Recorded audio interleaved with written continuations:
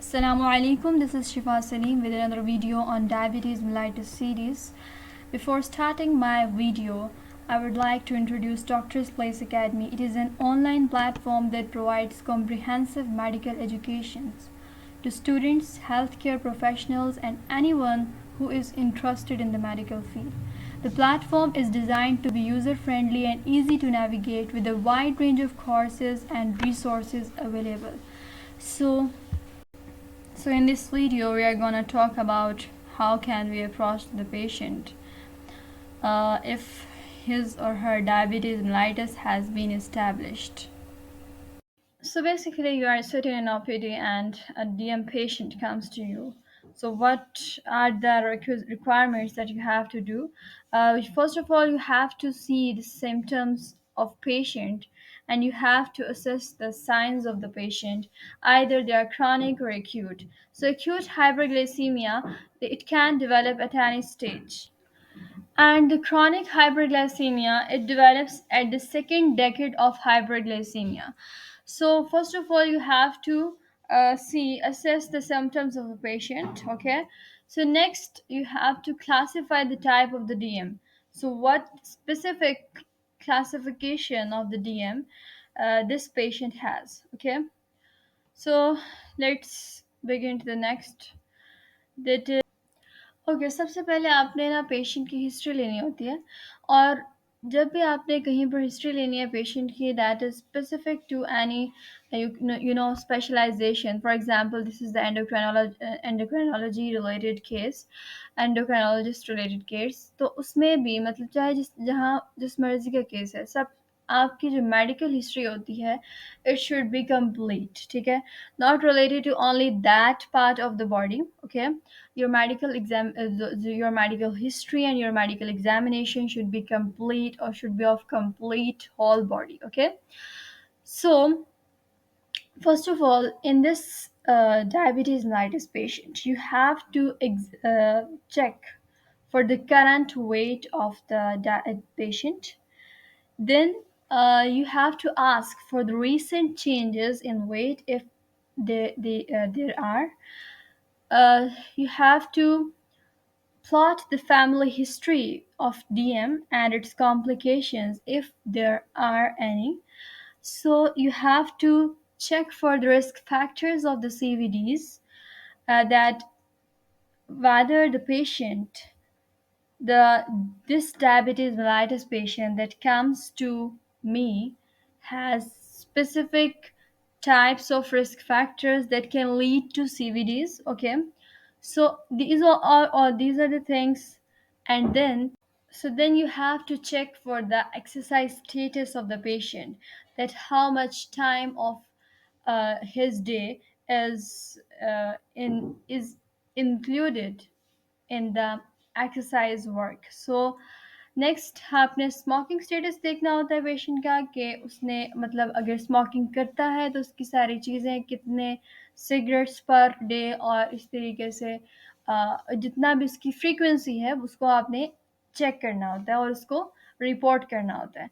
History of pancreatic disease, if the patient has any pancreatic disease before, मतलब उसकी life के अंदर पहले कभी उसको कोई पेनक्रियाटिक डिजीज़ हुई है, वो आपने जो है उसको रिपोर्ट करना है। और एथेनॉल यूज़ वो लेता है, मतलब अल्कोहल का यूज़ करता है कि नहीं। अब ये सारी चीज़ें हैं that are somewhat related to, specifically related to diabetes mellitus. But as I have said earlier, that do you have to take the complete medical history. I have pointed out only those um, you know factors that are related to diabetes mellitus. Okay,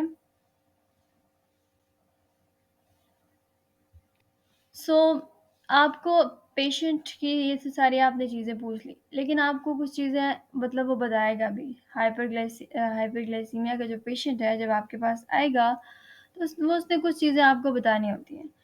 उसने ये बताना होता है कि मुझे polyuria, मतलब frequent urination है, बहुत मतलब वॉशरूम जाना पड़ता है।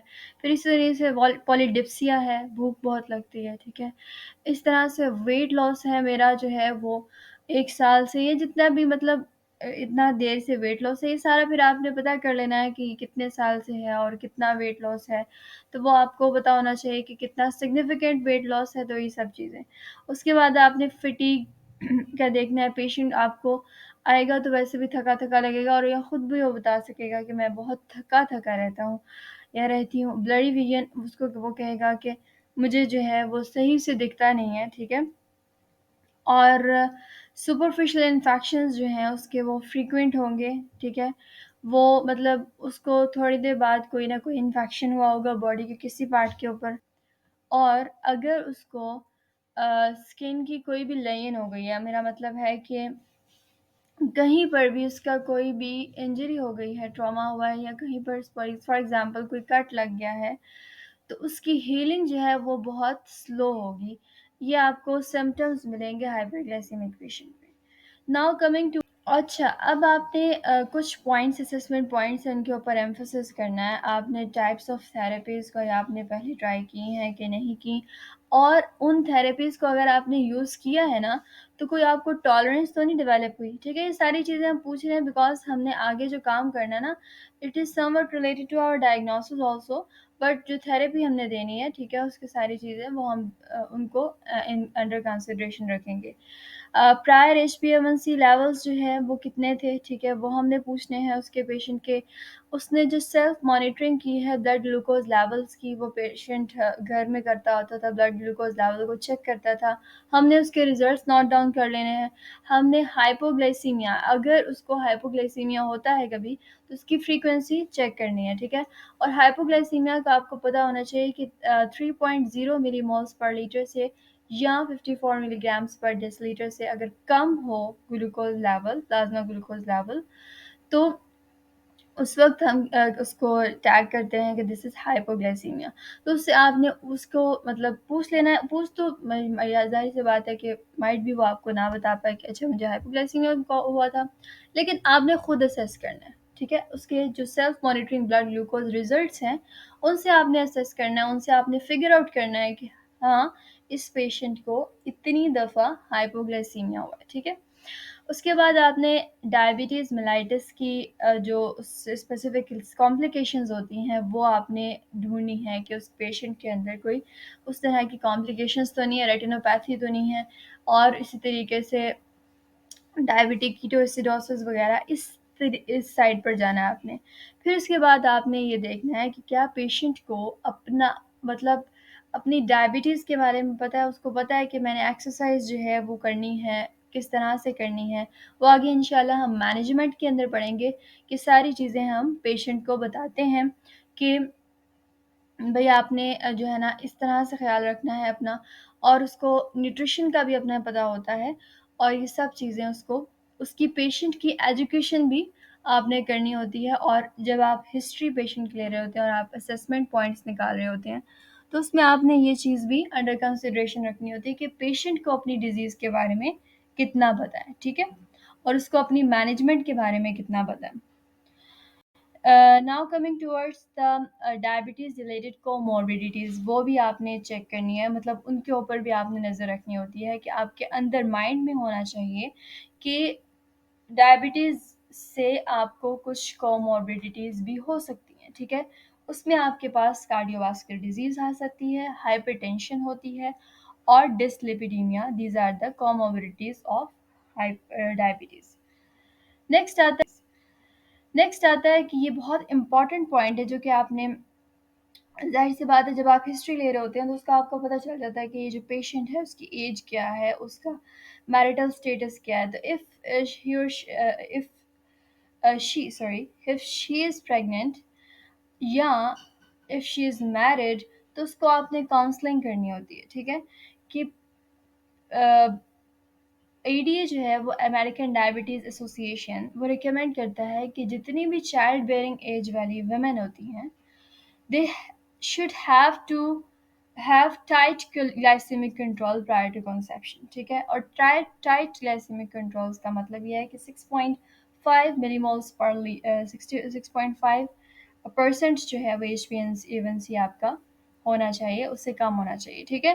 तो ये आपका टाइट ग्लाइसेमिक कंट्रोल है। कॉन्सेप्शन से भी पहले आपको टाइट ग्लाइसेमिक कंट्रोल रखना होता है, और प्रेगनेंसी के जो पेशेंट्स होती हैं, प्रेग्नेंट पेशेंट्स, और वो patients that are basically married, तो उनको आपने काउंसलिंग करनी होती है उनकी, ठीक है। उसके बाद आप करते हैं फिजिकल एग्जामिनेशन। फिजिकल, अब आपकी हिस्ट्री होगी। Now you are coming moving towards the physical examination of the patient. You should have complete physical examination, ठीक है। ऐसी बात नहीं है कि सिर्फ आपने अच्छा ऊपर ऊपर से वो वाली चीज़ें चेक कर ली जो कि डायबिटीज़ मेलाइटिस के पेशेंट के अंदर आपको देखने को मिल सकती हैं। नो, आपने पूरा फिजिकल एग्जामिनेशन पेशेंट का करना है। उसमें जो डायबिटीज स्पेसिफिक है वो मैं आपको यहाँ पर बता रही हूँ। सबसे पहले आपने वेट चेक करना होता है पेशेंट का, जो कि हमने बोला था कि आपने हिस्ट्री में वेट के बारे में उसका पूछना होता है। ये आपने वो पूछना था, ये आपने अब खुद चेक कर रहे हैं, ठीक है। यानी पहले आपने सारी पेशेंट से चीज़ें पूछ ली ज़ुबानी कलामी, लेकिन अब आप खुद जो है वो पूछ रहे हैं, खुद उसका कैलकुलेट मेजरमेंट कर रहे हैं। आप उसकी बीएमआई चेक करेंगे, उसके रेटिनल एग्जामिनेशन करेंगे, ठीक है। फंडोस्कोप से आप उसका रेटिनल एग्जामिनेशन करेंगे। ऑर्थोस्टैटिक ब्लड प्रेशर चेक करेंगे। देन आप फुट एग्जामिनेशन करेंगे, आप पेरिफेरल पल्सेस चेक करेंगे, ठीक है। उसमें कार्डिक आ जाती है, कैरोटिड आ जाती है, रेडियल है, ब्रेकियल है। इसी तरह से बाकी जो आपकी फुट की पल्सेस होती हैं वो सब आ जाती हैं। उसके बाद इंजेक्शन इंसुलिन साइट्स हैं, ठीक है, उनको भी आपने चेक करना है, उनको भी एग्जामिन करना है अच्छे तरीके से कि जो इंसुलिन लगी है उस साइट के ऊपर कोई मतलब रिएक्शंस वगैरह तो नहीं है। ये सब चीज़ें आपने अंडर कंसिडरेशन रखनी है, कोई इन्फेक्शन वगैरह तो नहीं हो गया। इस तरह से आपने एग्जामिनेशन करनी है टूथ और गम्स की। उसकी वजह ये है कि जो डायबिटीज़ मेलाइटिस के पेशेंट होते हैं उनमें पेरियोडोंटल डिजीज़ बहुत कॉमन होती है। और ब्लड प्रेशर के बारे में मैं बताती चलूँ कि more than 130-80 millimetres of mercury हम कंसिडर करते हैं कि दैट इज़ मतलब हाइपरटेंशन हो गई है। और आप मतलब डायबिटीज़ के पेशेंट के अंदर हम इस ब्लड प्रेशर को अंडर कंसिडर करते हैं अंडर हाइपरटेंशन, ठीक है। नेक्स्ट आता है आपके पास annual annual foot examination.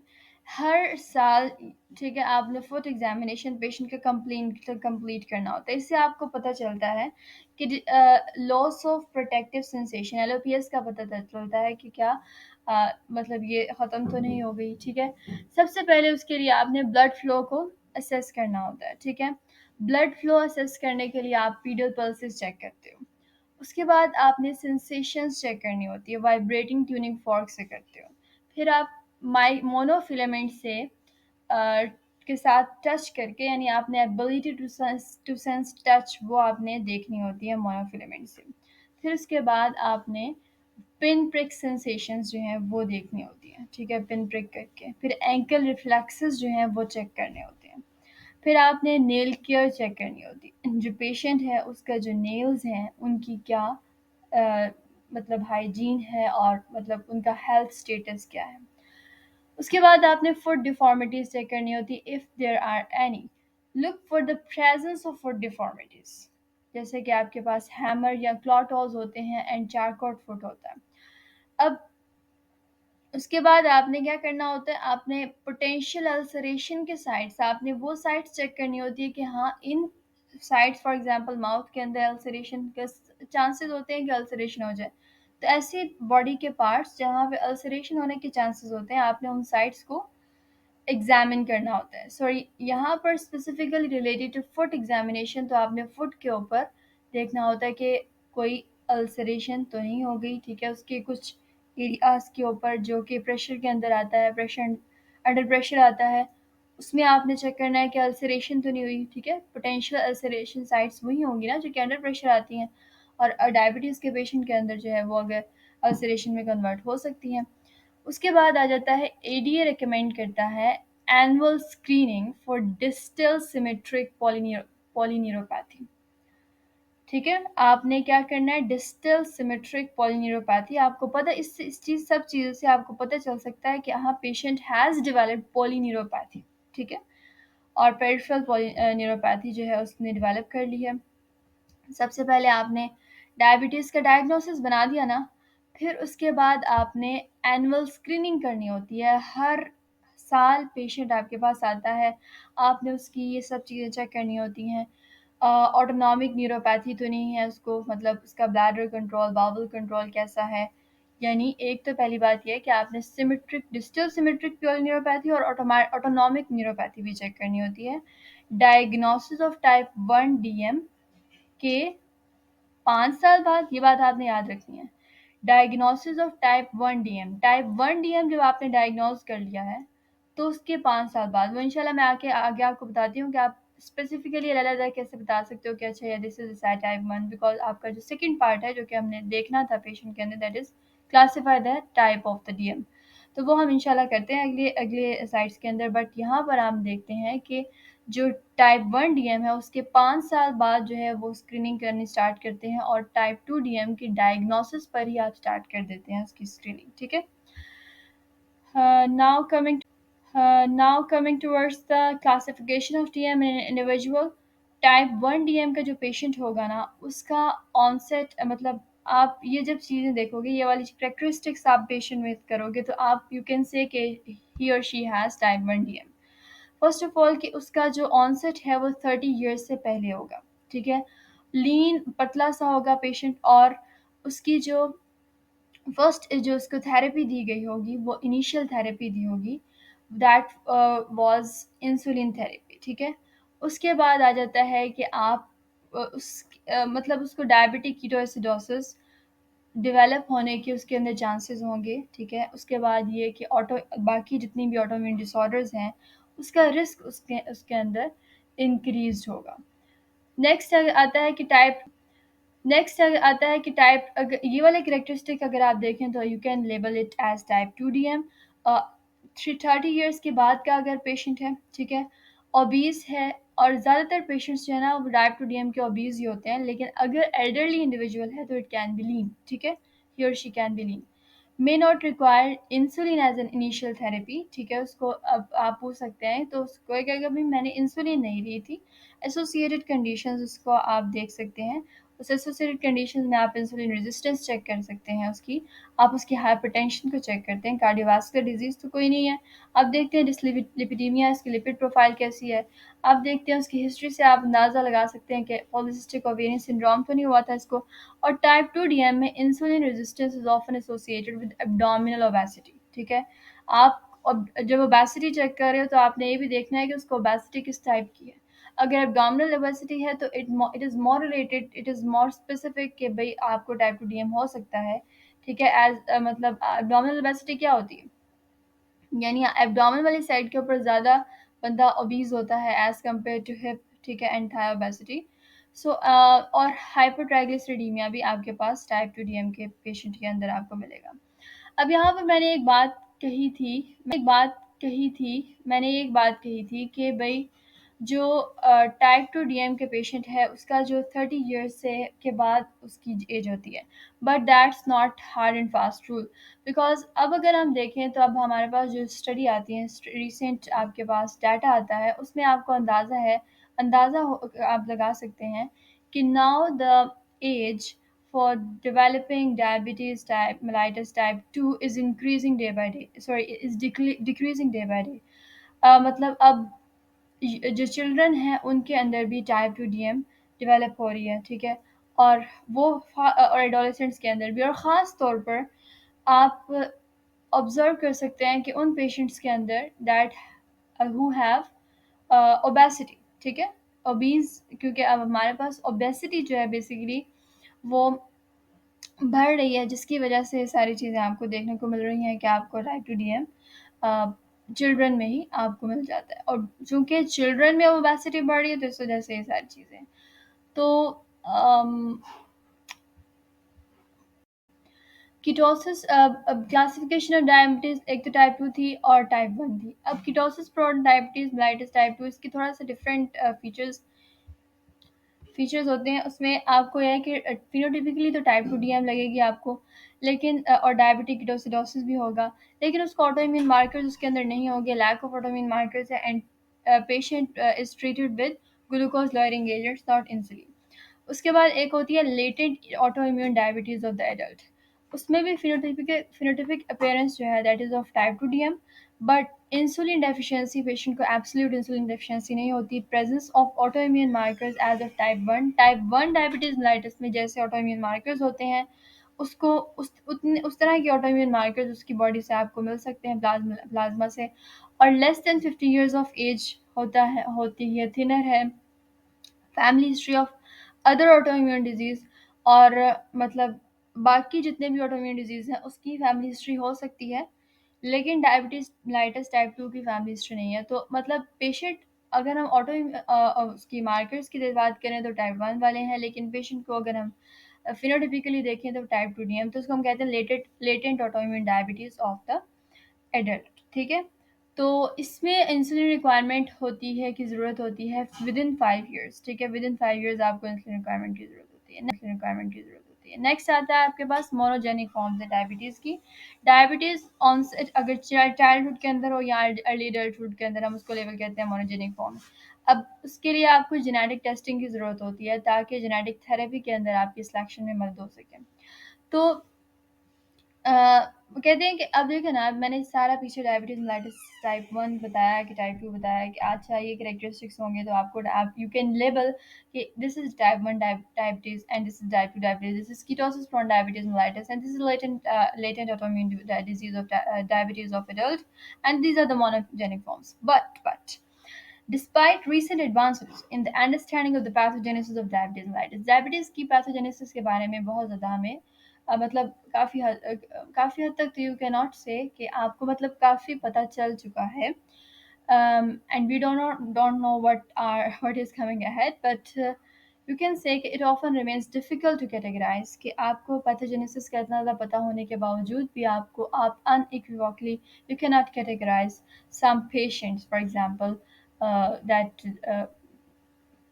matlab under different types of diabetes. So individuals who deviate from the clinical profile of type 1 and type 2 DM, or who have other associated defects such as deafness है, pancreatic exocrine disease है, ठीक है, उसके बाद ये बात आपने याद रखनी है, पेनक्रियाटिक और एक्सोक्राइन डिजीज अगर वो पेशेंट को, उसको हम कहते हैं टाइप 3 CDM। ठीक है, एंड अदर एंडोक्राइन डिसऑर्डर्स, तो उसको हम उसी तरीके से हम क्लासीफाई करते हैं, उसको कंसिडर करना होता है इन सारी चीज़ों को भी उसके अंदर। नाउ नेक्स्ट आता है लेबोरेटरी असेसमेंट। आपकी हिस्ट्री होगी, आपकी फिजिकल एग्जामिनेशन होगी, फिजिकल एग्जामिनेशन के बाद आपने जो चीज़ें कैरेक्टरिस्टिक्स देखी थी, मतलब उन दोनों चीज़ों के बाद आपने जो कैरेक्टरिस्टिक्स देखी थी उससे आपने डायबिटीज़ मेलाइटिस की क्लासिफिकेशन कर ली। ठीक है, और उससे आप थोड़ा बहुत आप थेरेपी के ऊपर भी जा सकते हो। Now coming towards laboratory assessment. Laboratory assessment में वही स्टैंडर्ड लेबोरेटरी इवैल्यूएशन होती है। आप फास्टिंग प्लाज्मा ग्लूकोज चेक करते हो, रैंडम चेक करते हो, इस तरीके से आप ग्लूकोज टॉलरेंस टेस्ट होता है, HbA1c होता है, जो कि स्टैंडर्ड लेबोरेटरी इवैल्यूएशन। उससे उसके साथ ही आप स्क्रीनिंग करते हो फॉर डायबिटीज़ एसोसिएटेड कंडीशन, जिसमें एल्बुमिनूरिया आ जाता है, डिस्लिपिडीमिया आ जाता है, प्रोटीनूरिया वगैरह, ये सारी जो एसोसिएटेड कंडीशन है उसकी स्क्रीनिंग भी करते हो। ठीक है, यूरिन टेस्ट वगैरह से। उसके बाद आप सीरम इंसुलिन जो है उसको उसकी मेजरमेंट करते हो, उसकी मेजरमेंट्स लेते हो, या सी पेप्टाइड की, बिकॉज मैंने आपको पिछले वीडियो के अंदर बताया था कि जो सी पेप्टाइड है वो इंसुलिन के साथ ही सिक्रेट होता है। तो हम इससे अंदाज़ा लगा सकते हैं कि अच्छा पेशेंट की जो बॉडी है ना, वो कितना इंसुलिन खुद प्रोड्यूस कर रही है, खुद सिक्रेट कर रही है। तो इससे सी पेप्टाइड, मतलब अगर आप insulin for example normally check करते हो, तो वो तो नॉर्मली पेशेंट को थेरेपी के फॉर्म में दी भी जा सकती है, और इसकी वजह से एक फॉल्स रिजल्ट भी आ सकता है। लेकिन अगर आपने ये चेक करना है कि पेशेंट की जो बॉडी है वो खुद, उसकी बॉडी कितना इंसुलिन जो है वो सिक्रीट कर रही है, तो उससे वो आप सी पेप्टाइड को मेजर करके चेक करते हो। ठीक है, अगर लो सी पेप्टाइड होगा, ठीक, it may confirm a patient's need for insulin. ठीक है, however C peptide levels are unable to completely detect. C peptide levels से आप ये नहीं बता सकते कि अच्छा this is type 1 and this is type 2। क्यों? उसकी वजह ये है कि बहुत सारे टाइप 1 डायबिटीज़ मेलाइटिस के जो पेशेंट होते हैं, they retain some C peptide production. तो टाइप 1 डायबिटीज़ मेलाइटिस में क्या होता था, बीटा सेल की डिस्ट्रक्शन होती थी। अगर बीटा सेल की डिस्ट्रक्शन हुई है तो इंसुलिन का लेवल भी कम, और किसका लेवल भी कम, सी पेप्टाइड का भी लेवल कम, बिकॉज प्रोडक्शन ही ख़त्म हो गई है ना। तो लेकिन ये कह रहे हैं कि इस वजह से मतलब हम अपनी अगर थिंकिंग से और हमने जितना हम नॉलेज है वी कैन कैटेगराइज, अच्छा ठीक है सी पेप्टाइड अगर कम है तो it means the type 1 DM। No, type 1 DM के भी कुछ पेशेंट्स होते हैं जिनके जो कि सी पेप्टाइड की प्रोडक्शन जो है उनकी रिटेन रहती है। Measurement of islet cell antibodies at the time of diabetes onset may be useful if the type अब ये जो लास्ट पॉइंट है that is measurement of islet cell antibodies, कि आपने आइलेट सेल एंटीबॉडीज के बारे में उसको उसको मेजर करना है, ठीक है। It may be useful if the type of DM is not clear based on the characteristics described above, तो उसके लिए आपको that is helpful for you. So the this is our this video is completed. This topic is completed. This was a very short topic, how to approach the patient. In the next video I am gonna talk about the management and treatment of the diabetes mellitus. So my video content is from Harrison's Principles of Internal Medicine, as I used to tell this in our video. So take care of yourself, and thank you very much for your patient listening.